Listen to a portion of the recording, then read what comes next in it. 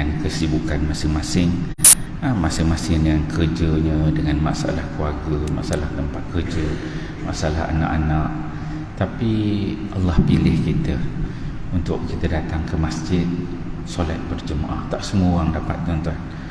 Kemudian Allah berikan keizinan kepada kita duduk lepas maghrib, duduk dengar tazkirah, yang perlukan kesabaran, yang perlukan ketenangan, yang perlukan hati yang tunduk kepada Allah Subhanahu wa taala, mengharapkan keredaan Allah.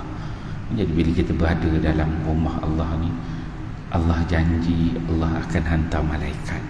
Ini janji Allah. Allah akan hantar malaikat. Malaikat tu turun bawa rahmat daripada Allah. Allah turunkan rahmat, hantarkan malaikat.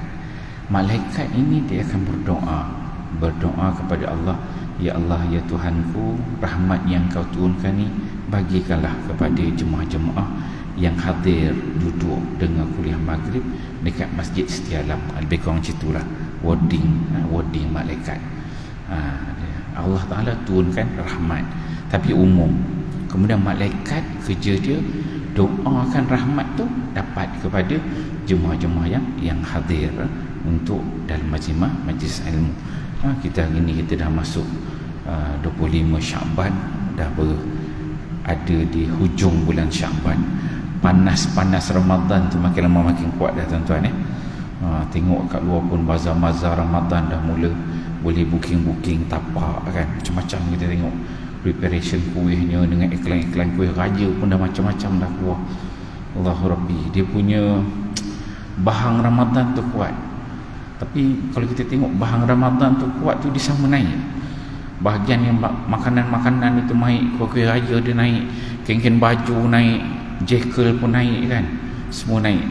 Yang ustaz-ustaz yang kuliah-kuliah ni pun ceramah pun naik juga, amalan itu, amalan ini. Jadi dia bersaing.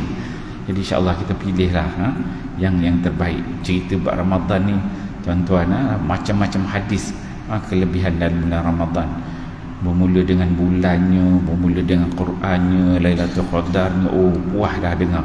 Jadi insya-Allah tuan-tuan, kita doa kepada Allah Subhanahu wa taala, moga-moga Ramadan yang kita lalu pada tahun ini, yang akan kita lalui ini, merupakan Ramadan yang lebih baik daripada tahun lepas. Moga-moga azam kita dah pasang, niat kita dah ada, dan kita dah plan dah. Kena ada, tuan-tuan, ni diri kita masing-masing. Tahun lepas aku Ramadan apa yang aku buat?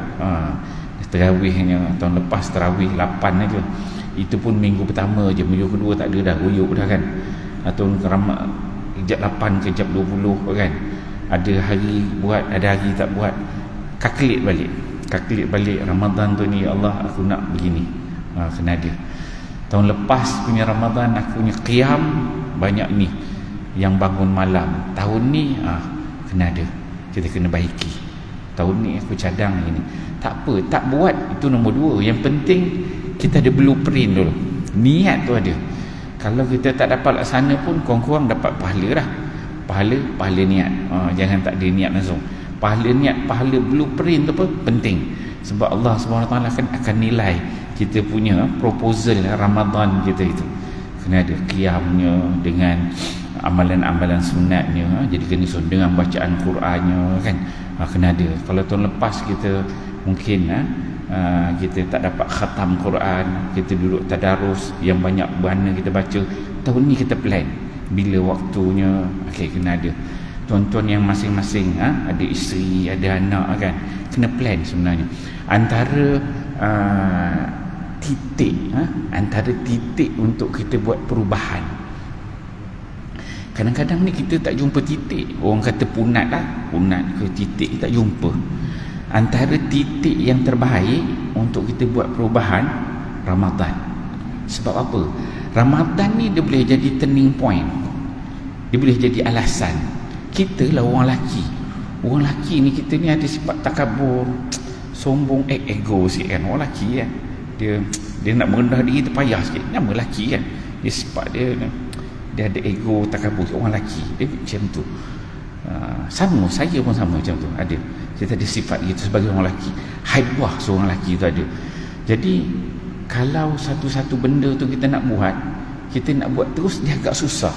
Tapi bila datang Ramadan, kita boleh jadikan turning point. Dengan isteri, dengan anak-anak, dia jadi turning point. Okay, tu ni abang cadang, okay, kita nak plan inilah, tiap-tiap hari malam lepas tarawih kita akan duduk. Ni turning point, saya kata turning point. Kita boleh jadikan alasan. Bukan senang nak buat tu. Kita nak cari satu alasan yang kita nak ubah. Orang tengok, orang rumah kita tengok buang tebiat apa abang ni kan, kita payah juga kan. Tapi bila kita dengan Ramadan ni, dia datang satu bulan banyak ibadat, kita boleh jadikan satu sebagai turning point. Tahun ni kita cuba buat pembaharuan lah. Tahun ni malam, tiap-tiap malam lepas tarawih kita duduk sikit, baca Quran sama-sama, satu muka ke kedua muka ke, ataupun sebelum tidur tiap-tiap malam kita baca hadis ke, ambil satu kitab, duduk dengan isteri, duduk dengan anak-anak. Sebab bulan Ramadan ni dia satu bulan yang orang dah jadi culture, kita berkumpul, orang pun nak pergi solat tarawih. So banyak tempat kita boleh create turning point yang baru untuk perbaiki diri kita, isteri, anak-anak kita. Sangat-sangat baik sebenarnya. Dia tak rasa macam janggal sangat lah kan. Kemudian habis Ramadan tengok, rasa macam boleh continue tak kan. Kita lah sebagai ayah kan, sebagai ketua keluarga, habis Ramadan tengok, rasa macam boleh continue. Lepas Ramadan, Syawal kita cuba buat tu. Untuk satu bulan ni jadikan ada satu titik hidayah Allah, turning point kita ambil, supaya kita cuba try dalam Ramadan ni berapa benda kita cuba buat perbaharui. Kita plan dengan isteri dengan anak-anak, cuba buat. Kalau rasa mampu, lepas Ramadan teruskan Syawal. Kalau rasa tak mampu, tak apalah, plan dengan rumah dengan anak, tak apalah, Ramadan tahun depan kita sambung balik kan. Gunalah skill gitu kan, skill cover line nama dia kan.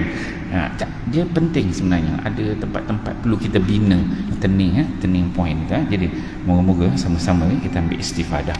InsyaAllah pada malam ini kita sambung pengajian kita menggunakan kitab Di Balik Tabir Kematian. Kitab Di Balik Tabir Kematian karya agung Al-Imam Al-Ghazali. Kitab ni dia membicarakan tentang sakaratul maut, siksa kubur, huru-hara kiamat, padang mahsyar, syurga, neraka dan luasnya rahmat Allah Subhanahu Wa Taala. Buku ni boleh dapat dekat Shopee, Lazada, ada harga dalam 20-30 ringgit. Dia ni sebahagian diambil daripada kitab Ihya Ulumuddin di bawah tajuk Zikrul Maut wa ma ba'dahu. Dia membahaskan tentang kematian satu, wa ma ba'dahu. Jadi dua benda yang Imam Ghazali dia bawa. Zikrul Maut maksudnya untuk mati, apa preparation, persediaan, itu zikrul maut. Wa ma ba'dahu, dan apa yang ada selepas kematian. Kan? Dan kitab ni dia memang ada dua bahagian. Bahagian pertama sebelum mati, untuk mati, dan bahagian kedua selepas mati, apa cerita dia. So semua dia merangkumi perkara-perkara tersebut. Dan kuliah kita yang terakhir ialah pada 17 hari bulan 2 yang lalu. Dia bulan 2 dengan bulan 3 ni tarikh dia sama. Tarikh dengan hari dia sama kan. 17 hari bulan 2, ini 17 bulan 3. 17 hari bulan 2 yang lalu kita berada pada muka surat 6. Kita masih berada pada bab yang pertama. Bab yang pertama tajuk dia kematian dan dorongan selalu mengingatinya. Imam Ghazali dia mulakan kematian dan dorongan untuk selalu mengingatinya. Dia mulakan, dia bahagikan manusia ni kepada 3 golongan. Golongan lalai, golongan yang nak bertaubat, dan dikatakan yang ketiga ialah golongan yang al-arifin. Itu 3 golongan yang disebut. Kemudian Imam Ghazali disebutkan ada atas lagi pada itu, iaitu golongan yang mengharapkan redha Allah. Dia redha dengan apa-apa yang telah Allah tentukan. Okey.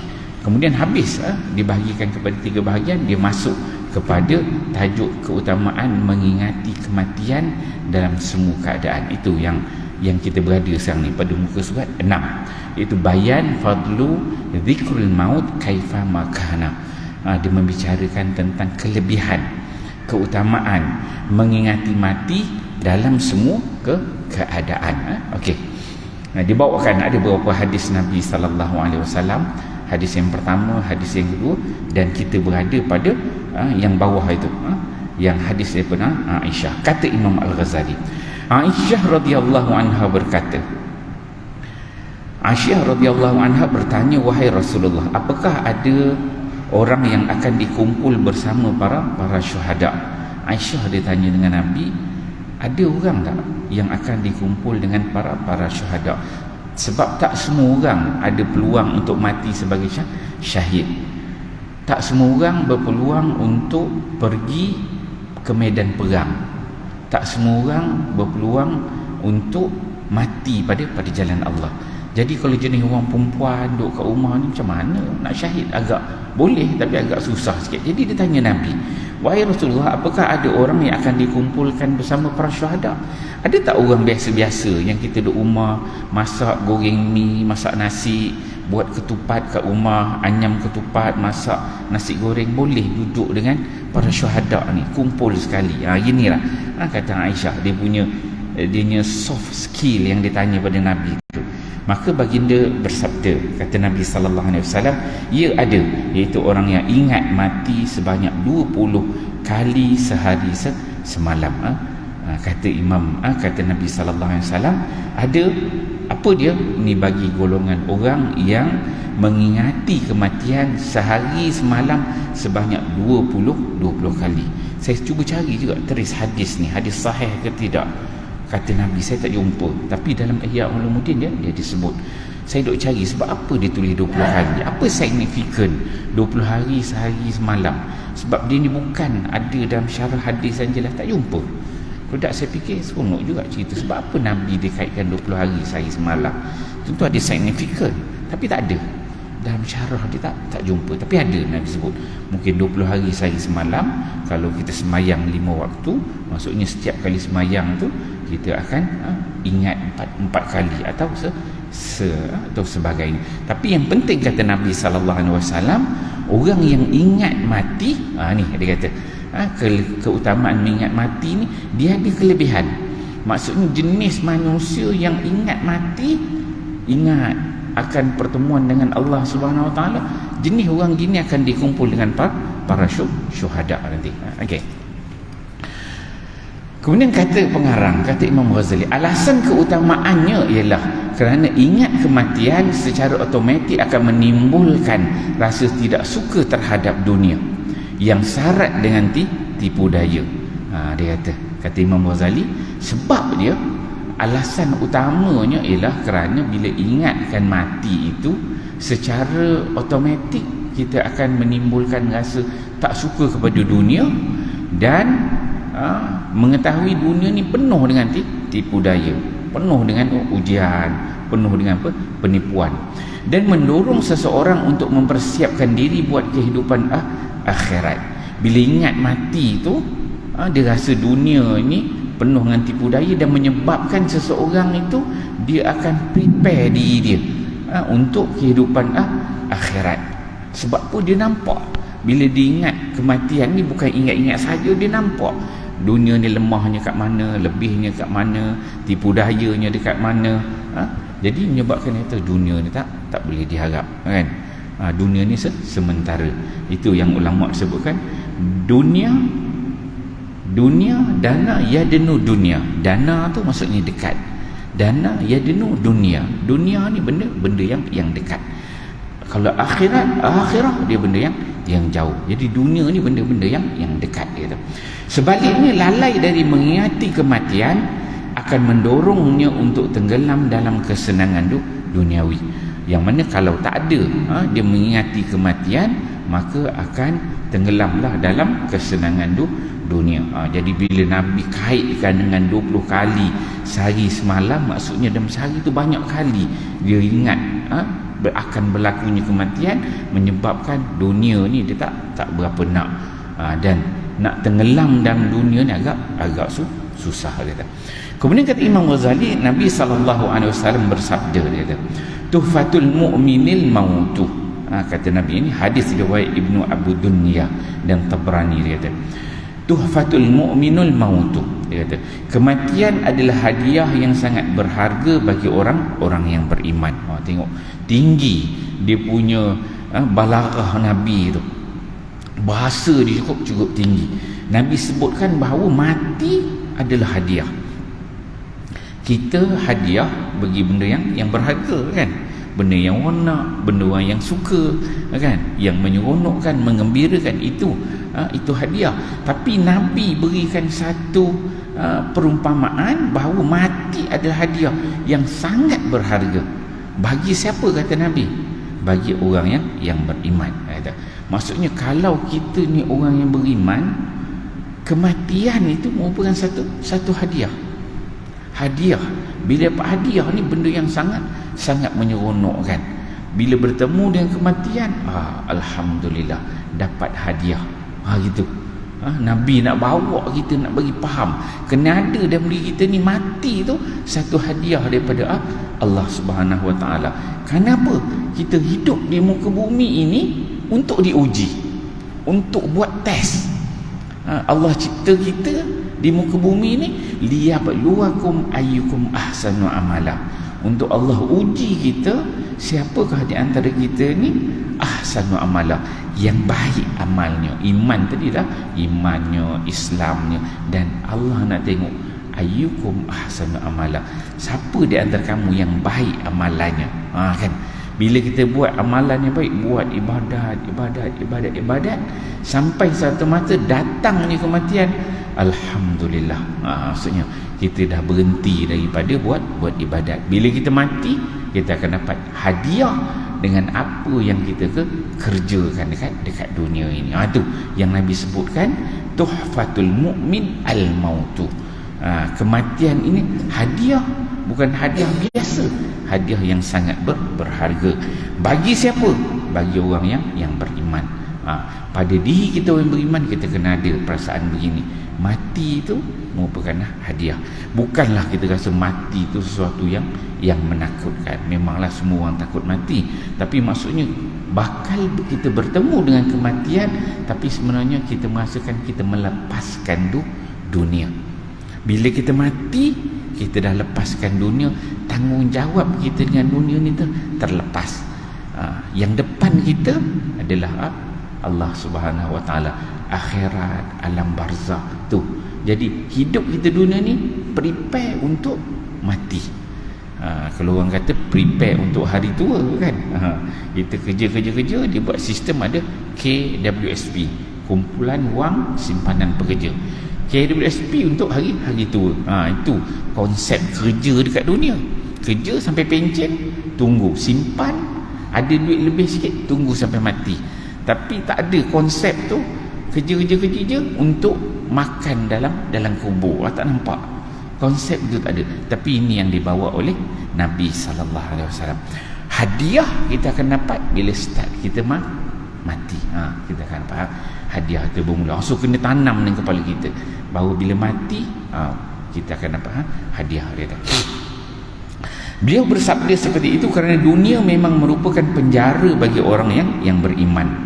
Di dalam dunia ia selalu berada dalam kesulitan kerana ia harus mengalami kerasnya siksaan batin, melatih diri untuk menaklukkan keinginan-keinginan nafsunya dan melawan syaitan. Nabi kata Imam Ghazali dia kata apa? Sebab apa Nabi sallallahu alaihi wasallam mengatakan itu? Sebab dia kata ada 3 perkara. Dia kata sini, di dalam dunia ia selalu berada dalam kesulitan. Yang pertama, kata Imam Ghazali, di dalam dunia ia selalu berada dalam kesulitan kerana ia harus mengalami kerasnya siksaan batin. Hidup dekat dunia ni bukan kita, semua makhluk yang Allah cipta akan melalui kesulitan. Susahnya hidup ini, ujian hidup ini memang susah. Jadi semua benda yang sulit ni memang menyusahkan. Itu yang pertama, kata Imam Ghazali, perlu kita lalui, kena bersabar kan. Okey, kemudian yang kedua, kata Imam Ghazali, melatih diri untuk menaklukkan keinginan nafsu. Kita ni tuan-tuan, masing-masing ada nafsu. Allah ciptakan kita manusia ni, dia bukan ciptakan kita ni nampak badan, mata, telinga. Dia ada benda-benda kita tak nampak. Ada yang namanya roh, ada namanya jiwa, ada namanya hati, ada namanya akal, ada namanya nafsu. Ada beberapa item yang semua benda tu kita tak nampak, semua benda dalaman, yang mana semua benda tu diuji oleh Allah Subhanahu Wa Taala. Ada perangai masing-masing. Kalau nafsu tu, innan nafsa la ammaratun bisu. Kalau yang namanya nafsu tu, dia memang la ammaratun bisu. Dia nak benda-benda tak elok aje, kan? Benda-benda tak baik tu dia cenderung aja, kan? Jadi ini yang Imam Ghazali sebut. Jadi melatih diri untuk menaklukkan keinginan nafsu. Allah berikan kita kepada hati. Hati itu kalau baik, dia akan timbang jadi baik. Kalau buruk hati itu, dia akan jadi rosak. So hati itu jadi raja. Bagaimana peranan akal boleh menguasai hati supaya nafsu itu dapat dikontrol dengan baik. Kalau akal kita, dia tak dapat kontrol hati, dia tidak dapat memenangi hati, maka nafsu tu dia akan la ammaratun bisu, dia akan mengarah kepada keburukan. Itu yang Imam Ghazali sebut, nak melatih diri menaklukkan. Bagaimana kita nak latih diri kita takluk keinginan nafsu. Sebab nafsu tu standardnya memang la ammaratun bisu, sebab dia ada nafsu tu berjenis-jenis. Standard dia begitu. Maka itu juga yang kedua, yang menyebabkan bila mati tu lega, dapat hadiah daripada Allah Subhanahu Wa Taala. Dan ketiga, tengok, kata Imam Ghazali ialah melawan syaitan. Kita ni satu, Allah Taala cipta kita, ada yang bentuk dia kesulitan kerana susahnya kehidupan kita dekat muka bumi. Itu yang pertama, yang common. Kemudian yang kedua, kata Imam Ghazali, dengan yang dalaman kita, pada diri kita sendiri. Kita, hawa nafsu kita, akal kita, hati kita, jiwa kita, semua dalaman kita. Kemudian yang ketiga, kata Imam Ghazali, melawan syaitan. Ada lagi makhluk lain yang Allah cipta, yang daripada luar pula nak ganggu kita, yang namanya jin, yang namanya syaitan. Yang mana makhluk-makhluk ini dia akan mempengaruhi diri kita untuk melakukan keburukan. So penuh kita ni dengan ujian yang Allah berikan. Ni kita kena faham konsep penciptaan kita sebagai manusia ni memang untuk diuji begitu. Kalau kita beli, kalau kereta, orang cipta kereta, kemudian mula dibawa jalan biasa, bawa jalan laju, cuba tekan minyak 100 km, 200 km sejam, 300 km sejam, test pula beberapa jam, tengok tahan, bawa pula jalan kampung, bawa pula jalan batu, naik bukit, kan, nak pastikan kereta tu betul-betul dia firm, maksudnya betul-betul baik, kan. Try bawa jalan tak elok, bawa masuk air, bawa masuk lecah, kan, biar kena hujan, kena panas, kan.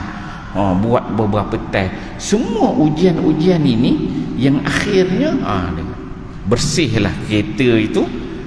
Dia keluarkan satu produk terakhir, dah diuji semua kereta tu, memang dia lepas semua ujian, suspension dia okey, spek-spek dia tahan, barulah dia kata kereta ni berada pada standard 5 bintang. Setelah diuji, kan. Jadi kalau tak uji, tak tahu, kan. Kalau kereta dia buat gitu, maka kita ni manusia, Allah cipta kita sama, dia sunnatullah. Itu sunnatullah, Allah cipta manusia perlu diuji setiap angle. Diuji dengan nafsu, diuji dengan hati, diuji dengan syaitan, diuji dengan jin, uji dengan keluarga, dengan anak, dengan isteri. Semuanya merupakan ujian daripada Allah Subhanahu Wa Taala. Dah lepas kita semua ujian, kita mati, barulah dia selesai ujian tu, baru boleh Allah Taala kata okey, lepas ujian ni keluar produk kita yang baru. Bila kita mati besok, dapat bangun dengan tubuh barulah.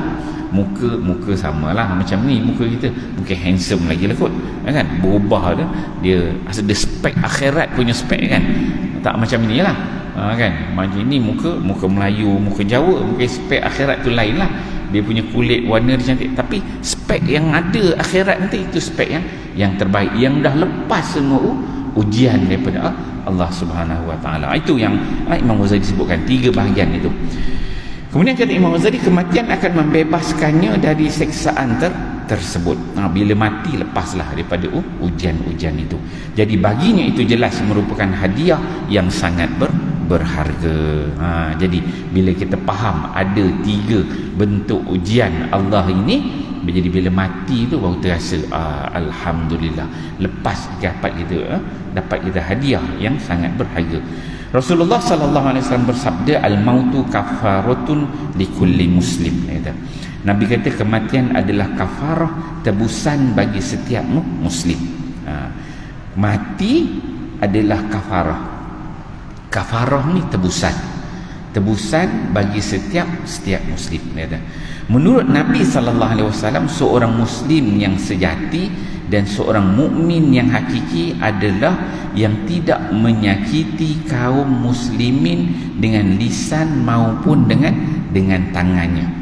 Hal itu terwujud dalam akhlak orang-orang mukmin yang belum dicemari kemaksiatan kecuali sebatas dosa-dosa paling kecil dan remeh. Maksudnya kecuali hanya dosa-dosa paling kecil dan remeh. Yang tu yang Nabi dah bawakan hadis, Nabi sebutkan al-mautu kafaratun likulli muslim. Mati ni merupakan kafarah, dia menebus apa-apa dosa yang kita buat. Dia akan jadi satu tebusan. Kalau ada kita melakukan salah silap, maka semuanya akan ditebus. Okey. Kematian akan membersihkannya dari dosa-dosa seperti itu. Kalau tadi 3 bentuk ujian yang Allah berikan nak dapat hadiah Allah, tiba-tiba bila kita mati penuh dengan kita bawa dosa, maka bila kita mati kita perlu dibersihkan daripada dosa-dosa tersebut. Okey, itu yang disebutkan kematian akan membersihkannya dari dosa-dosa seperti itu. Kematian juga menjadi tebusan baginya jika dia menjauhi dosa-dosa besar dan mengerjakan amal-amal yang diwajibkan oleh agama. Dan mati juga dia tebusan. Kalau buat baik, maka dia akan jadi yang baik.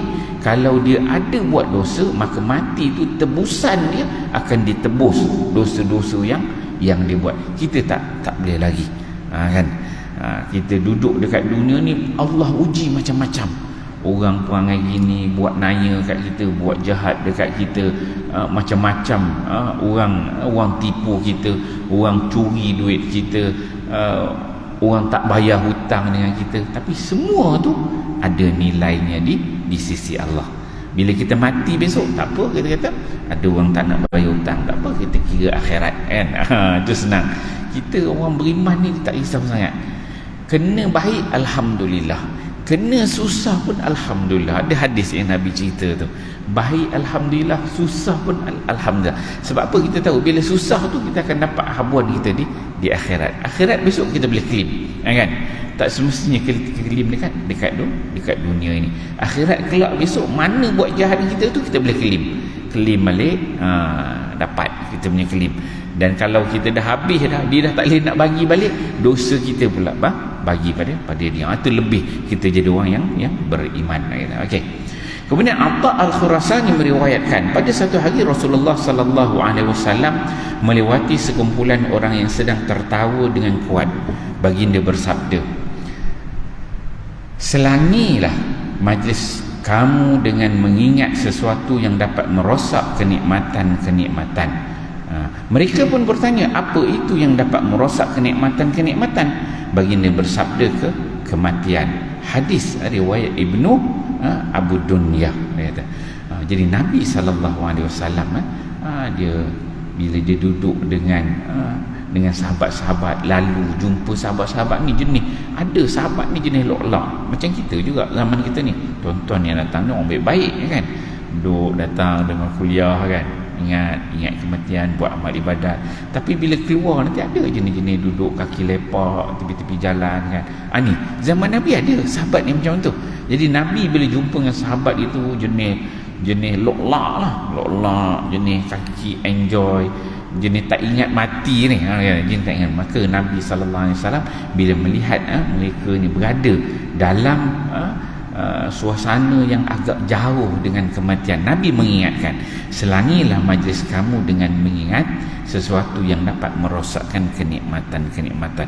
Jadi orang yang terlalu banyak tertawa ni, terlalu seronok dengan dunia ni, dia lupa kematian.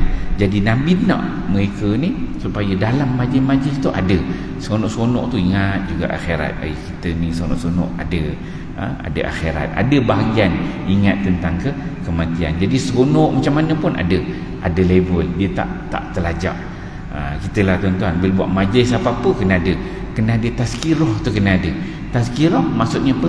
Peringatannya apa? Ingat tentang kematian lah, ingat tentang akhirat. Apa-apa majlis yang kita nak buat, sunnahnya Nabi sebut kena ada tazkirah tu.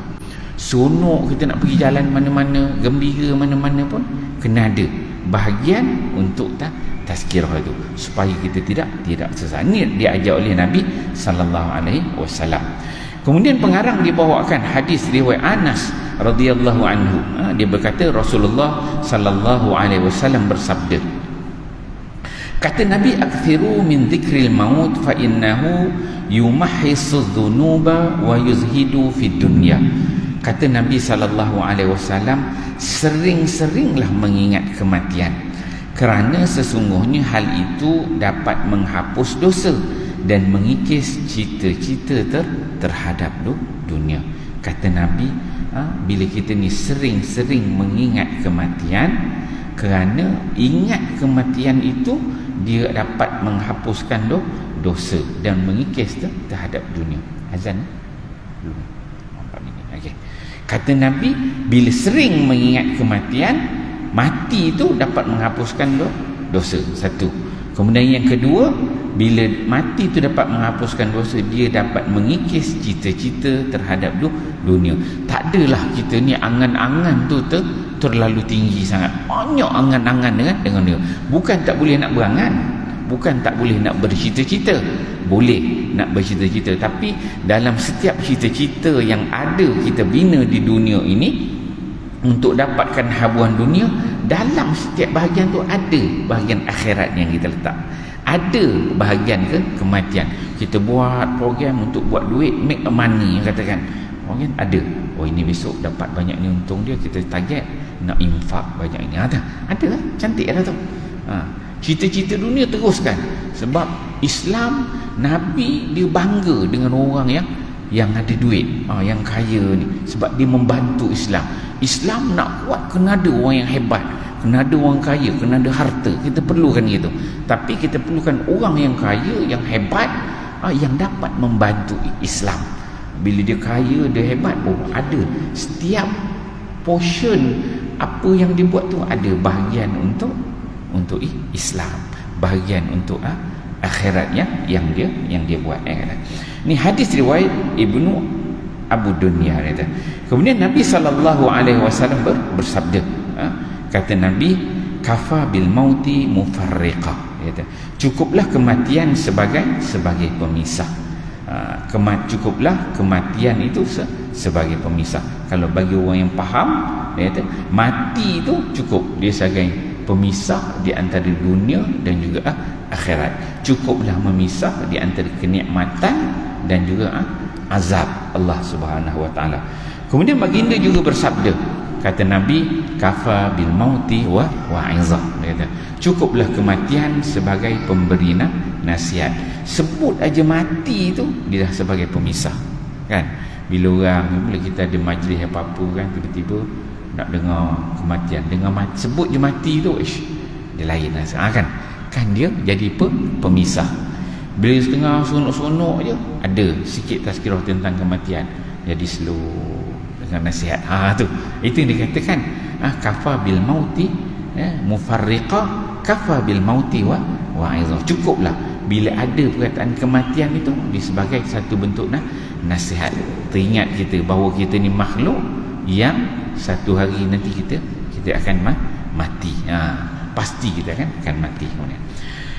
Kemudian kata pengarang, kata Imam Al-Ghazali, pada satu hari Rasulullah sallallahu alaihi wasallam pergi ke masjid. Di sana ada beberapa orang yang sedang berbicara dan tertawa-tawa. Baginda lalu bersabda, ingatlah akan kematian. Demi Tuhan yang jiwaku berada dalam kekuasaannya, kalau saja kamu mengetahui apa yang aku ketahui, nescaya kamu akan sedikit tertawa dan banyak menangis.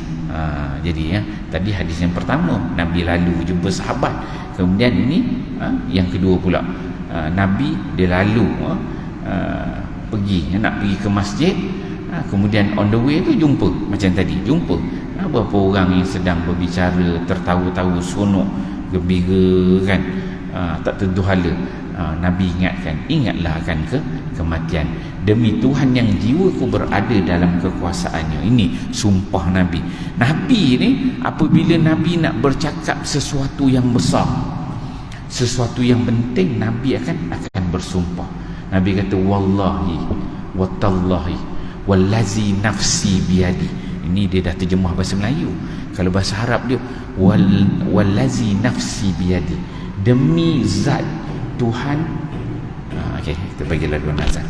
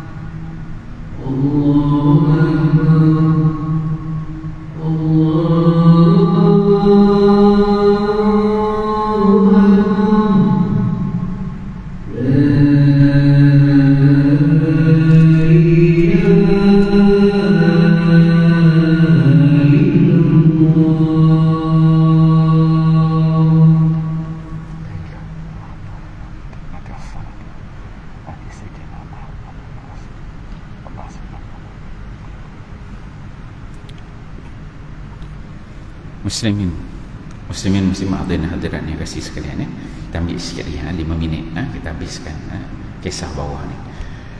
Jadi Nabi SAW apabila Nabi nak bercakap tentang sesuatu yang besar, sesuatu yang agung, sesuatu yang penting, Nabi akan bersumpah.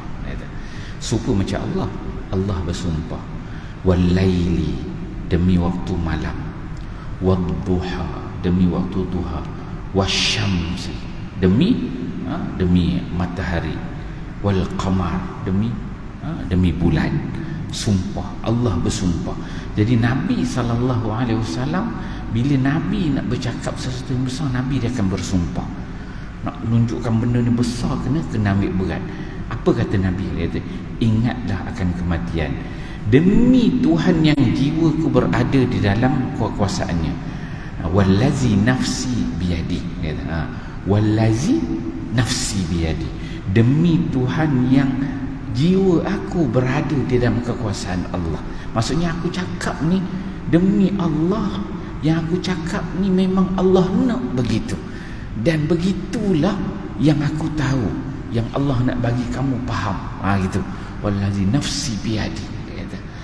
Kalau saja kamu mengetahui apa yang aku ketahui, kalaulah lau ta'lamu ma'alam, kalau kamu tahu apa yang aku tahu, ni hadis ni sebutkan, nescaya kamu akan sedikit tertawa.